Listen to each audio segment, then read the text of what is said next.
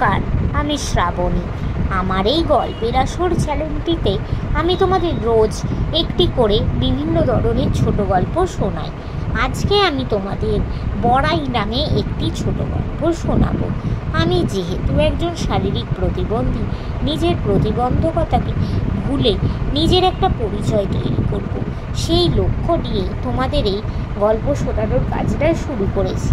এই কাজে আমি তখনই সফল হব যখন তোমরা আমার বলা গল্পগুলো স্কিপ না করে গিয়ে পুরোটা শুনবে, আমার চ্যানেলটা সাবস্ক্রাইব করবে, লাইক করবে, কমেন্ট করবে ও একটু শেয়ার করে দেবে। আর যেসব বন্ধুরা এখনও অবধি আমার চ্যানেলটাকে সাবস্ক্রাইব করেছো তাদেরকে অনেক অনেক ধন্যবাদ জানিয়ে আজকের গল্প শোনানো শুরু করে দিই। তো চলো, আজকের গল্পের নাম হলো বড়াই।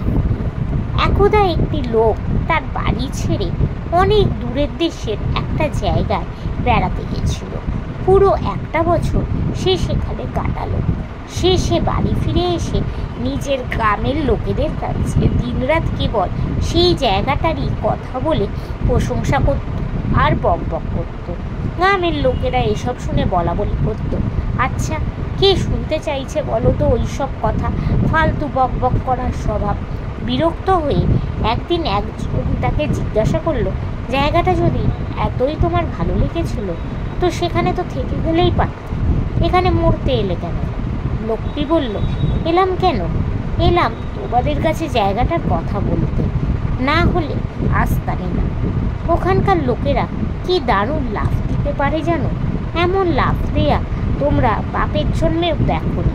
একদিন ওখানে লাফ দেওয়ার প্রতিযোগিতা হলো, কে সবচেয়ে বেশি লাফাতে পারে। এই প্রতিযোগিতায় আমি এমন এক লাফ দিলাম যে সবাই একবারে তা দেখে অবাক হয়ে গেল। কেউই আমার সঙ্গে এঁটে উঠতে পারল না। তোমরা যদি সেখানে হাজির থাকতে তাহলে দেখতে কি দারুণ ছিল আমার সেই লাফ। শুনে তো অমনি একজন বলে উঠল, তোমার লাফ দেখতে অত দূরে আমাদের যাবার দরকার নেই, তুমি একবার এখানেই লাফ দিয়ে দেখিয়ে দাও না দাদা। বলা বাহুল্য, লোকটি তেমন কোনো লাফ দিতে পারলই না। এরপর থেকে সে আর নিজেকে নিয়ে বড়াই করতো না, আর বক বক করাও তার বন্ধ হয়ে গেল। এই গল্পটি থেকে আমরা কী শিক্ষা পাই? যে বাকচাতুরি বেশি দিন চলে না। নমস্কার। তো বন্ধুরা, আজকের এই ছোট গল্পটা এখানে শেষ হল। তোমাদের যদি ভালো লাগে প্লিজ একটা লাইক করে দিও, আমার চ্যানেলটা একটু সাবস্ক্রাইব করো ও শেয়ার করো। আজকের মতো আমি বিদায় নিচ্ছি।